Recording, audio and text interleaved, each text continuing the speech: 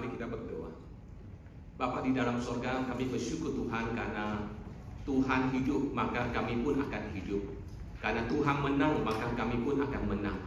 Karena kami punya Tuhan yang hidup, maka kami bisa menghadapi hari esok dengan segala misterinya, dengan segala hal yang tersembunyi di dalamnya yang kami tidak tahu. Tetapi kami tahu siapa yang menguasai hari esok. Siapakah Allah yang Maha Kuasa, yang menjadi Tuhan dan Juru Selamat kehidupan setiap kami.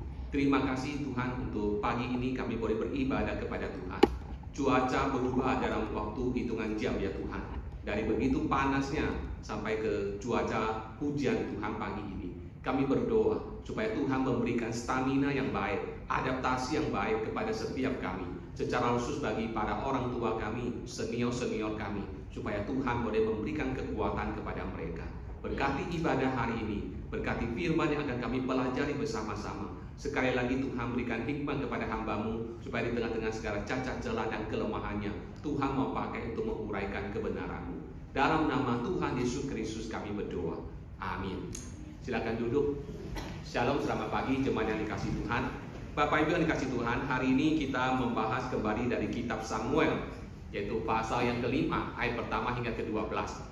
Dan perikop hari ini saya berikan topik tentang Tuhan tidak membutuhkan pertolongan kita. Tuhan tidak membutuhkan bantuan kita. Bapak Ibu Saudara, 2 minggu yang lalu kita sudah belajar tentang apa itu tabut perjanjian. Tabut perjanjian itu adalah lambang dari kehadiran Tuhan di tengah-tengah umatnya. Itulah sebabnya ketika di dalam peperangan tabut Tuhan dirampas oleh musuh, oleh orang Filistin, orang Israel menjadi terkejut dan kaget luar biasa. Mengapa? Karena bagi mereka kehilangan tabut perjanjian sama saja dengan kehilangan Tuhan. Kehilangan tabut perjanjian sama saja dengan mereka telah kehilangan Tuhan. Nah, Bapak Ibu yang dikasihi oleh Tuhan, hari ini kita akan melihat saudara, bagaimana tabut perjanjian yang sudah dirampas oleh orang Filistin dan dibawa ke Filistin, apa yang terjadi dengan bangsa Filistin ketika tabut perjanjian Tuhan ada bersama dengan mereka.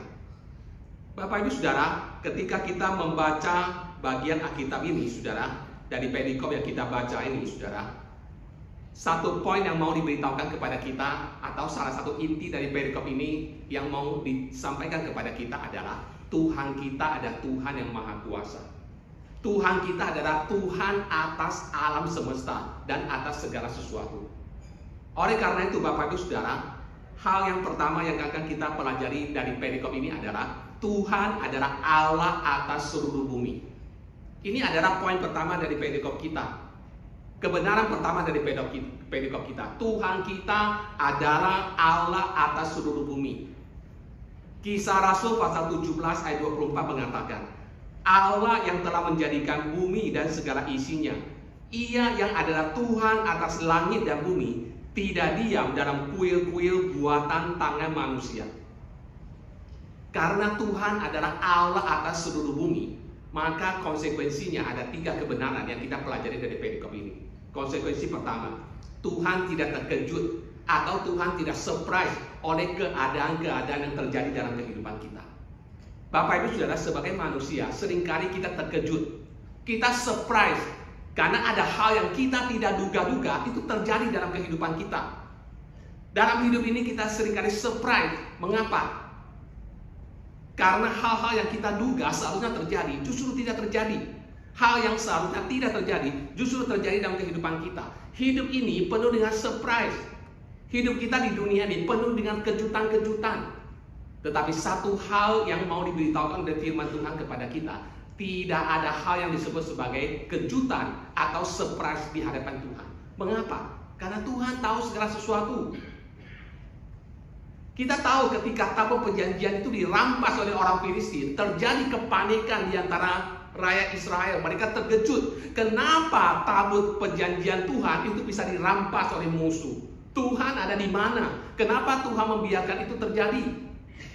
Dan kita tahu apa yang terjadi dengan Imam Eli. Ketika dia mendengar bahwa tabut perjanjian sudah dirampas oleh musuh, apa yang terjadi? Dikatakan dia terkejut, kemudian dia jatuh ke belakang, lehernya patah, lalu dia mati seketika. mantunya yang sedang hamil tua tiba-tiba terkejut sehingga harus melahirkan secara prematur. Dan setelah melahirkan, dia sendiri juga mati. Semua orang terkejut ketika mendengarkan tabur perjanjian Tuhan sudah dirampas oleh musuh. Tetapi Bapak Ibu Saudara, tidak demikian dengan Tuhan. Tidak ada hal yang membuat Tuhan terkejut. Tidak ada hal yang membuat Tuhan surprise, Saudara. Tuhan tahu apa akan terjadi. Tuhan tahu dan Tuhan yang mengizinkan bangsa Filistin merebut tabur perjanjian, mengalahkan tentara Israel dan merebut tabur perjanjian, lalu dibawa ke tanah atau negeri Filistin. Saudara, poin yang mau diingatkan kepada kita adalah di dalam hidup ini, ketika kita mengalami saat-saat yang sulit, ketika kita mengalami saat-saat yang membuat kita terkejut, ingat satu hal, bahwa Tuhan tetap memegang kontrol atas segala sesuatu. Tidak ada peristiwa apapun yang terjadi dalam kehidupan kita di mana Tuhan tidak tahu. Tidak ada peristiwa apapun yang terjadi dalam kehidupan kita di mana Tuhan tidak memegang kontrol atas segala sesuatu. Nah, ini hal yang pertama yang kita pelajari di sini. Tuhan izinkan tabur perjanjian Tuhan itu dirampas oleh musuh. Tuhan tahu dan Tuhan izinkan itu terjadi. Itu tidak menjadi sesuatu yang surprise, kejutan, sesuatu yang mengejutkan bagi Tuhan. Itu poin yang pertama, Bapak Ibu Saudara, yang kita pelajari di dalam hal ini, berikut ini. Yang kedua, Bapak Ibu Saudara, Tuhan tidak dibatasi oleh geografi, oleh jarak, oleh lokasi. Orang Filistin telah merampas tabur perjanjian. Dan dengan bangga mereka membawa tabur perjanjian itu ke negeri Filistin. Lalu ditaruh di kuil Dagon. Kuil kebanggaan. Dewa kebanggaan orang Filistin, yaitu Dewa Dagon, saudara. Mereka dengan confident mempersandingkan antara Dagon dengan Baal Allah, dengan tabur perjanjian di kuil tersebut, saudara. Tetapi di sini kita melihat bahwa Tuhan itu tidak dibatasi oleh geografi, oleh jarak tertentu, saudara. Pada waktu itu ada pemahaman, kalau satu bangsa dikalahkan oleh bangsa yang lain, maka dewa yang mereka sembah itu akan diangkut, ditawan, dibawa ke negerinya, lalu ditaruh di kuil dewa mereka sebagai tanda bahwa ilah dari bangsa itu sudah dikalahkan oleh ilah bangsa kita. Itu sebuah pameran, sebuah show off tentang hebatnya Allah mereka, sehingga mereka dimampukan untuk mengalahkan musuh dan mengalahkan ilah dari musuh mereka. Itu sebabnya tabur perjanjian dibawa ke Filistin, ditaruh di kuil Dagon, disandingkan dengan Dagon. Tetapi Bapak Ibu Saudara, sekalipun tabur perjanjian ada di negeri Filistin, Tuhan tetap ada Tuhan yang Maha Kuasa. Tuhan ada Tuhan yang tetap ada Tuhan atas semesta. Buktinya apa? Buktinya sekalipun di negeri asing, ketika mereka memperlakukan tabur perjanjian dengan sembarangan, Tuhan menghukum mereka. Tuhan menghukum. Tuhan tetap Maha Kuasa dimanapun dia berada. Dan Tuhan tetap Maha Hadir dimanapun Tuhan berada. Tidak ada yang bisa membatasi kehadiran Tuhan, termasuk orang-orang Filistin di sini, saudara. Saudara, dikatakan kemudian mereka membawa tabur perjanjian ke satu daerah namanya Asdod. Ke daerah betul Asdod. Kemudian di situ terjadi bencana. Tuhan mendatangkan hukuman. Lalu dipindahkan kemana? Kemudian dipindahkan ke Gad. Gad itu daerah yang lumayan dekat dengan perbatasan Israel. Tapi di situ terjadi bencana juga, sehingga mereka kembali memindahkan ke satu daerah yang paling dekat, nempel dengan tanah Israel. Yaitu apa? Yaitu di daerah Ekron, saudara. Ekron, dikatakan Ekron, daerah yang paling dekat dengan bangsa Israel. Tetapi saudara, tidak peduli kemana tabur perjanjian itu dipindahkan, bencana tetap terjadi. Tuhan tetap menghukum bangsa Filistin. Tuhan tetap menyatakan kuasanya di tengah-tengah bangsa Filistin, saudara. Kebenaran ini ingin mengingatkan kepada kita, saudara, bahwa dimanapun mereka membawa tabur perjanjian, Tuhan berkuasa di situ. Tuhan hadir di situ. Tuhan tidak dibatasi oleh teritori. Tuhan tidak dibatasi oleh wilayah. Tuhan tidak bisa dibatasi oleh lokasi apapun. Dan sekali lagi, ini menjadi sebuah prinsip yang harus kita ingat. Tuhan kita itu ada Tuhan yang Maha Kuasa. Bukan saja tidak ada peristiwa yang terjadi dalam hidup ini yang membuat Tuhan surprise.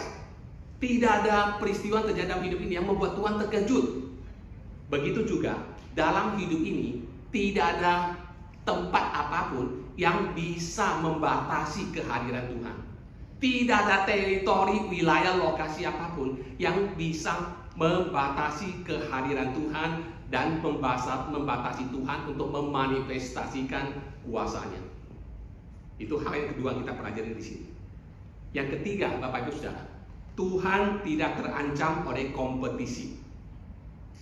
Ketika orang Filistin membawa tabut perjanjian Tuhan ke Asdod dan menaruhnya di kuil Dagon, mereka berpikir bahwa Dagon sudah menang. Allah ilah yang mereka percaya, dewa mereka percaya itu sangat berkuasa, powerful, bahkan bisa mengalahkan Allah orang Israel. Tapi ternyata mereka salah, saudara. Mereka merampas tabut perjanjian lalu ditaruh di kuil Dagon, seolah-olah mengatakan bahwa Allah Israel sudah dikalahkan. Tapi mereka keliru, saudara. Bapak Ibu Saudara, siapakah dewa Dagon? Dewa Dagon adalah dewa yang sangat terkenal dalam perjanjian lama. Dan dipercaya bahwa dewa Dagon itu adalah bapaknya dewa Baal. Dan kita tahu dewa Baal itu adalah dewa utama orang Kanaan. Ini bapaknya.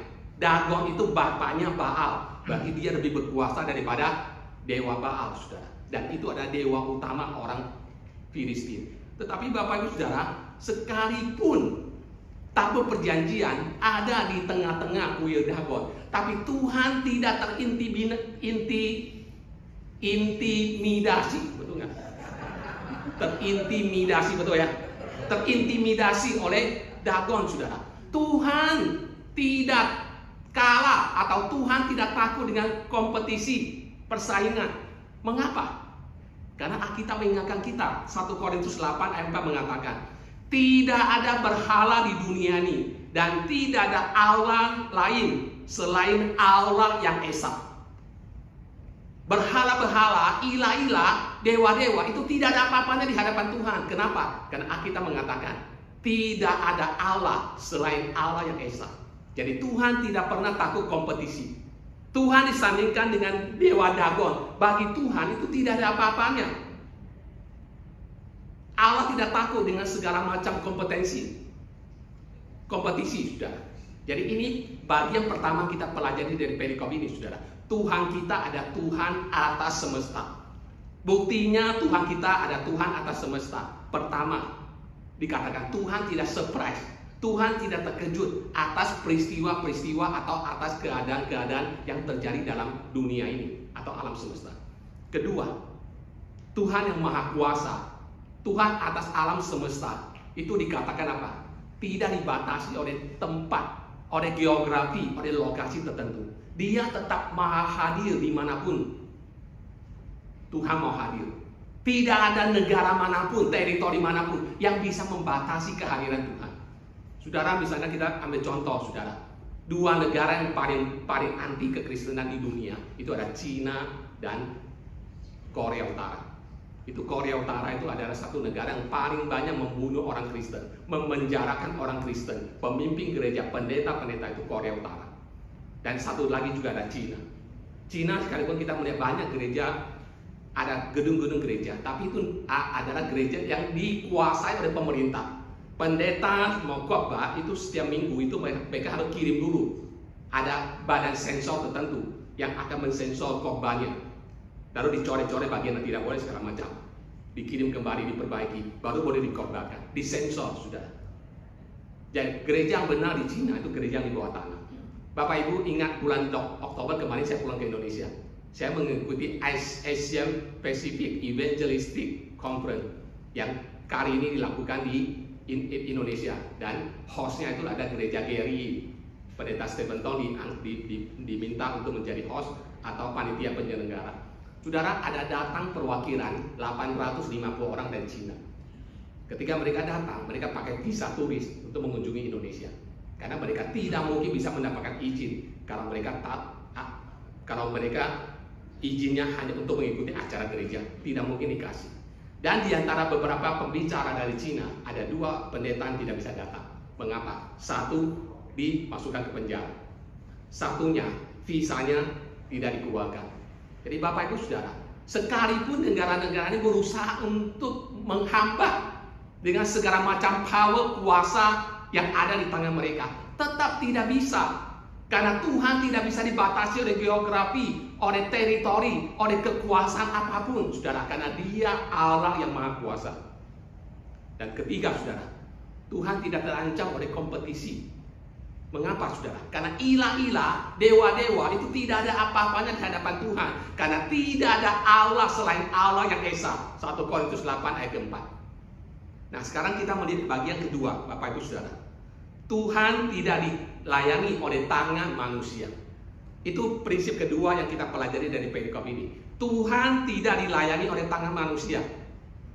Kisah Rasul pasal 17 ayat 25 memberitahukan kepada kita. Dan juga tidak dilayani oleh tangan manusia, seolah-olah ia kekurangan apa-apa. Karena Dialah yang memberikan hidup dan nafas dan segala sesuatu kepada semua orang. Saudara, kebenaran kedua yang mau dinyatakan di sini kepada kita adalah Tuhan tidak membutuhkan manusia untuk membantunya. Tuhan tidak butuh manusia untuk membantunya. Kebenaran ini dinyatakan dengan sangat jelas dalam perikop ini. Yang pertama kita melihat Tuhan tidak butuh kita untuk menjaganya. Ketika kita mengatakan bahwa Tuhan tidak perlu dilayani oleh tangan manusia, itu artinya Tuhan tidak perlu kita untuk menjaganya. Justru sebaliknya, Tuhan yang menjaga kita. Alkitab dengan jelas dalam Mazmur mengatakan, aku melainkan mataku ke gunung-gunung, dari manakah akan datang pertolonganku? Lalu dijawab, pertolonganku ialah datang dari Tuhan yang menjadikan langit dan bumi. Bagian Alkitab lain mengatakan, percuma sia-sia penjaga berjaga-jaga, karena Tuhanlah yang menjadikan, yang adalah penjaga kita sejati. Saudara, Tuhan tidak butuh untuk kita menjaganya. Dia tidak membutuhkan bantuan manusia. Justru Tuhan yang menjaga kita. Justru Tuhan yang memprovide segala yang kita butuhkan dalam hidup ini. Tuhan yang kasih kita makanan. Tuhan yang kasih kita nafas kehidupan. Tuhan yang kasih kita bumi, laut, dan segala isinya untuk kita nikmati. Yang perlu dijaga itu kita, bukan Tuhan. Tuhan tidak butuh kita untuk menjaganya. Itu yang pertama. Saudara, yang kedua, Tuhan tidak butuh kita untuk melindunginya. Orang Filistin menaruh tabut perjanjian di kuil Dagon, saudara, di tengah-tengah teritori dari bangsa Filistin. Lalu apa yang kemudian terjadi? Saudara, 1 Samuel pasal 5 ayat ketiga mengatakan, ketika orang-orang Asdod bangun pagi-pagi pada keesokan harinya, tampaklah Dagon terjatuh dengan mukanya ke tanah di hadapan tabut Tuhan. Lalu mereka mengambil Dagon dan mengembalikannya ke tempatnya. Saudara, dikatakan ketika mereka menaruh tabut perjanjian itu di kuil Dagon, keesokan harinya itu patung Dagon itu jatuh dan kepalanya itu menghadap tanah, menghadap tabut perjanjian. Saudara, itu yang dikatakan di sini, saudara. Lalu dikatakan apa? Orang-orang Filistin kemudian mengambil Dagon itu lalu mendudukkan kembali kepada posisinya. Saudara, ini sesuatu yang ironis, saudara. Bukan saja ilah mereka itu tersungkur, tetapi ilah mereka juga butuh pertolongan manusia untuk mendudukkannya kembali pada posisinya. Saudara, ini beda sekali dengan Allah Israel. Allah Israel tetap berkuasa dimanapun dia berada. Sekalipun dibawa ke negeri musuh, dia tetap Allah yang maha kuasa dan tetap memanifestasikan kuasanya. Tetapi beda dengan Dagon. Di daerah sendiri, di teritorinya sendiri, di tempat kekuasaannya sendiri, dia tidak berdaya di depan tabut perjanjian yang merupakan lambang kehadiran Tuhan. Dia jatuh tersungkur dan kepalanya menghadap tabut perjanjian. Dan dia helpless, nggak bisa bangun-bangun, saudara. Sepanjang malam dia nggak bisa bangun-bangun, saudara. Mesti tunggu besok paginya ketika orang datang mau sembahyang, harus mengangkat dia, mendudukkannya pada posisinya yang semula. Ini yang dinyatakan di sini, Bapak Ibu Saudara. Tuhan tidak membutuhkan kita untuk melindunginya, Saudara. Tuhan bisa melindungi dirinya sendiri. Ketika ia ditawan ke negeri Filistin, Tuhan tidak butuh umat Israel untuk membentuk tim SAR, tim pencarian dan penyelamatan untuk mencari Tuhan yang hilang. Tidak. Tuhan bisa jaga dirinya sendiri. Tuhan bisa menjaga dirinya sendiri. Dan pada waktunya Tuhan akan bawa tabut perjanjian itu kembali ke negeri Israel. Yang ketiga, Bapak Ibu Saudara, Tuhan tidak butuh kita untuk membelanya. Tuhan tidak membutuhkan kita untuk membelanya, Saudara. Hari ini kalau kita nonton film, kita nonton apalah omongan orang-orang di sekitar kita, begitu gampang mereka mengucapkan kata-kata hujat itu tentang Tuhan. Ya kan, kalau kita nonton TV, nonton film segala macam, begitu gampangnya mereka mengucapkan kata-kata hujatan kepada Tuhan. Ya, sebagai orang Kristen kita prihatin kalau nama Tuhan diperlakukan dengan semena-mena. Kita kalau dibutuhkan kita bersuara, kita boleh menyatakan kemarahan kita boleh bersuara. Tetapi satu hal yang kita tidak boleh lupa, Tuhan tidak butuh pembelaan kita. Tuhan bisa membela dirinya sendiri. Tuhan tidak butuh kita membela namanya. Tuhan bisa membela namanya sendiri. Saudara, seorang filsuf bernama Voltaire, dia hidup pada abad 1700. Dan dia pernah meramalkan bahwa gereja dan kekristenan itu akan mati dalam waktu 50 tahun. Bahkan dikatakan nama gereja atau nama kekristenan, nama Yesus pun itu tidak akan disinggung lagi dalam sejarah manusia berikutnya. Tapi apa yang terjadi kemudian, Bapak Ibu Saudara? Setelah perkataan itu dari Voltaire itu, 50 tahun kemudian Voltaire itu mati. Dan ketika dia mati, gereja pada waktu itu tetap bisa bertumbuh dengan kuat di mana-mana di seluruh dunia. Bahkan rumah yang begitu megah besar dari Voltaire itu kemudian bangkrut dan dijual, dan yang membeli itu adalah Geneva Bible Society, yaitu sebuah badan untuk mencetak Alkitab di Geneva, dan dialah yang membeli rumah dari Voltaire, dan rumahnya itu dijadikan pusat percetakan Alkitab yang disebarkan ke seluruh dunia. Bapak Ibu Saudara, Tuhan tidak membutuhkan kita untuk membelanya. Tuhan bisa membela dirinya sendiri. Sekarang kita lihat poin ketiga, poin terakhir yang kita pelajari dari perikop kita hari ini. Tuhan akan menghukum dunia dengan keadilan. Saudara, Tuhan mengizinkan orang Filistin merebut tabut perjanjian karena tujuannya adalah Tuhan ingin mendidik umat Israel yang berdosa kepada Tuhan. Tetapi orang Filistin berpikir karena kehebatan dewa-dewa mereka, karena kehebatan mereka, maka mereka bisa mengalahkan Allah orang Israel. Dan karena kesombongan mereka ini, Tuhan akan menghukum mereka. Kisah Rasul 17 ayat 31 mengatakan demikian. Karena ia telah menetapkan satu hari, pada waktu mana ia dengan adil akan menghakimi dunia oleh seorang yang telah ditentukannya. Sesudah ia memberikan kepada semua orang suatu bukti tentang hal itu dengan membangkitkan dia dari antara orang mati. Saudara, bagaimana Tuhan akan menghukum dunia ini? Pertama, Tuhan akan menghukum ilah-ilah palsu di dunia ini. Tuhan akan menghukum ilah-ilah palsu di dunia ini.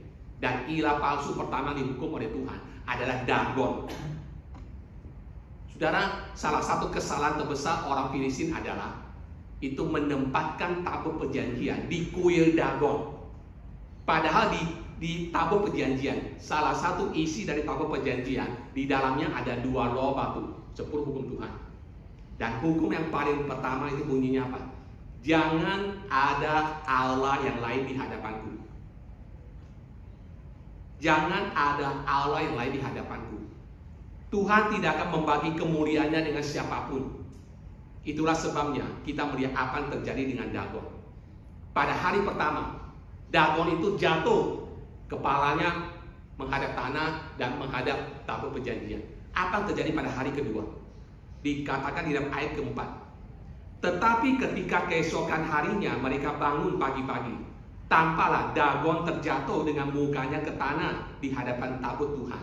Tetapi kepala Dagon dan kedua belah tangannya terpenggal dan terpelanting ke ambang pintu. Hanya badan Dagon itu yang masih tinggal.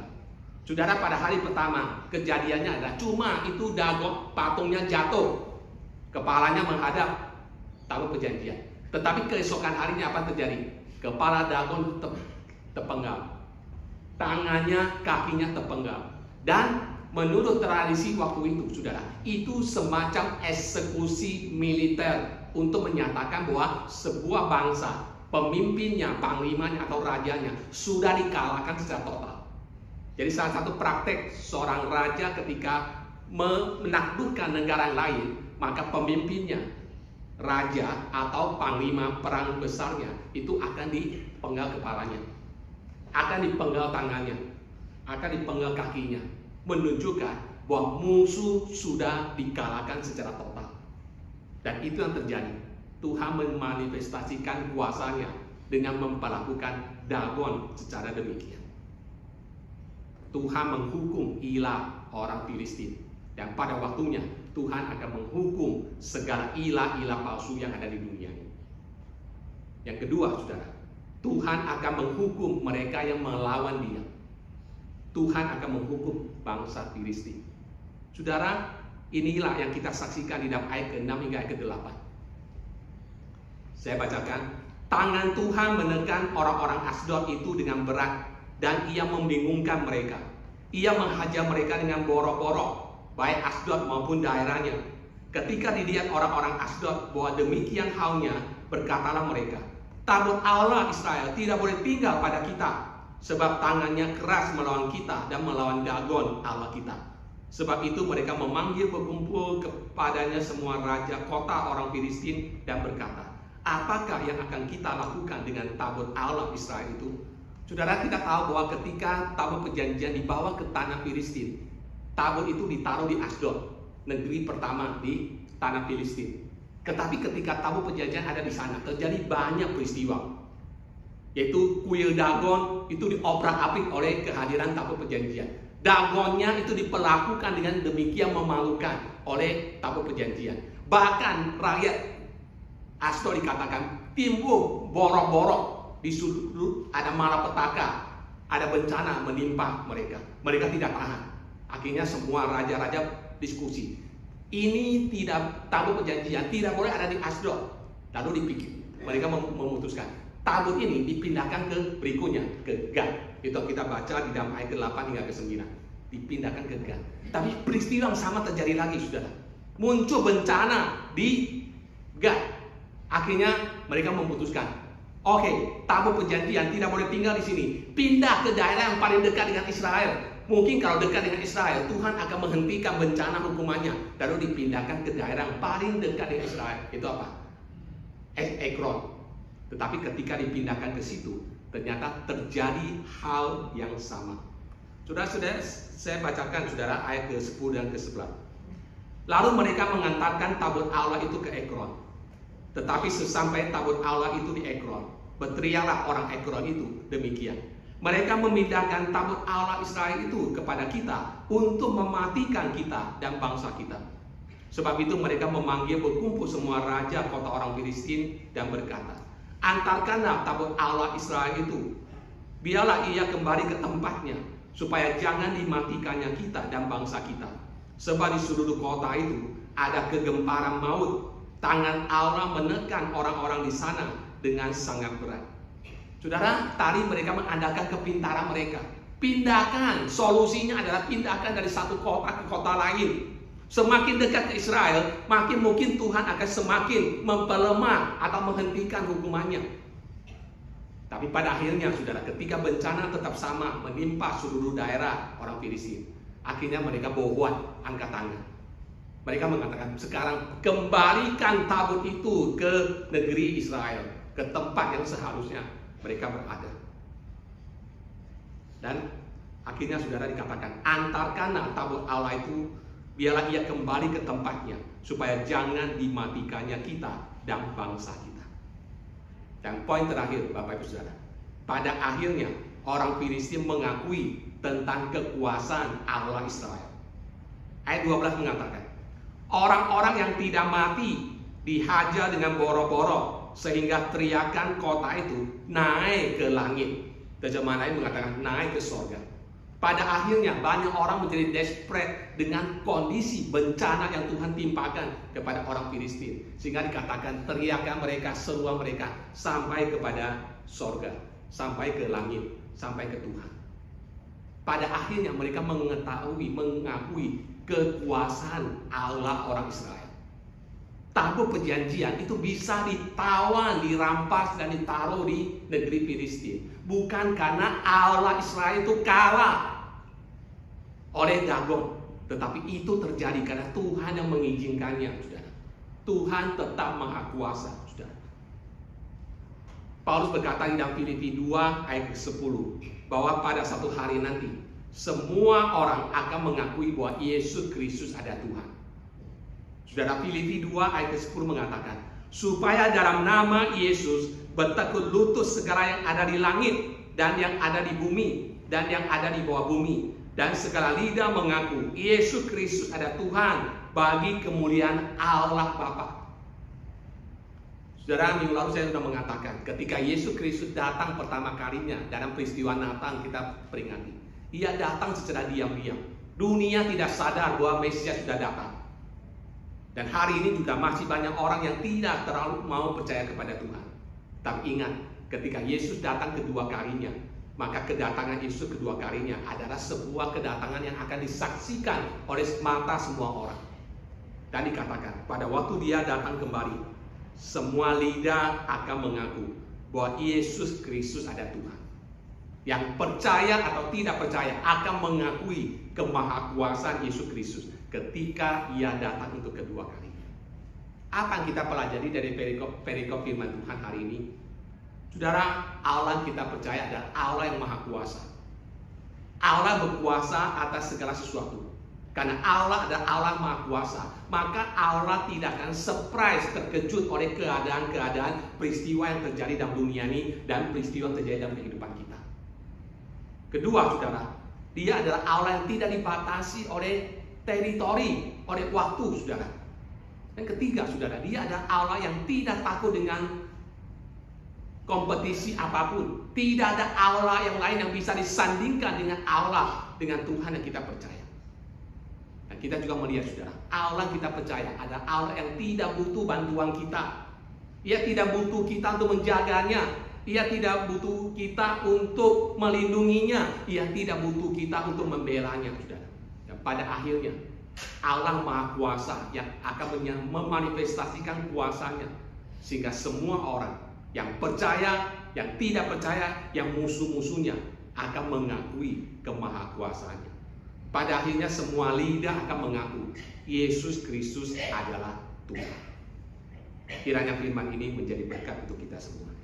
Kita berdoa. Bapa di dalam surga, terima kasih Tuhan untuk firman Tuhan dari 1 Samuel pasal ke-5 ayat pertama hingga ke-12 yang boleh kami pelajari. Untuk prinsip-prinsip yang ada di dalam peristiwa ini yang kami boleh pelajari, bahwa Tuhan tidak membutuhkan bantuan manusia. Tuhan tidak membutuhkan siapapun, karena Ia adalah Allah Maha Kuasa. Justru kami yang membutuhkan Engkau, Tuhan, untuk menjaga kami, melindungi kami, menolong kami dengan berbagai situasi kehidupan yang kami hadapi. Kiranya sungguh-sungguh apa yang kami pelajari boleh meneguhkan iman kami, bahwa kami punya Tuhan yang Maha Kuasa, yang sanggup melakukan segala sesuatu, yang juga terus berkarya di dalam kehidupan kami, yang kelahirannya kami rayakan dan kedatangannya kembali kami nanti-nantikan. Terima kasih Bapa, dalam nama Tuhan Yesus kami berdoa.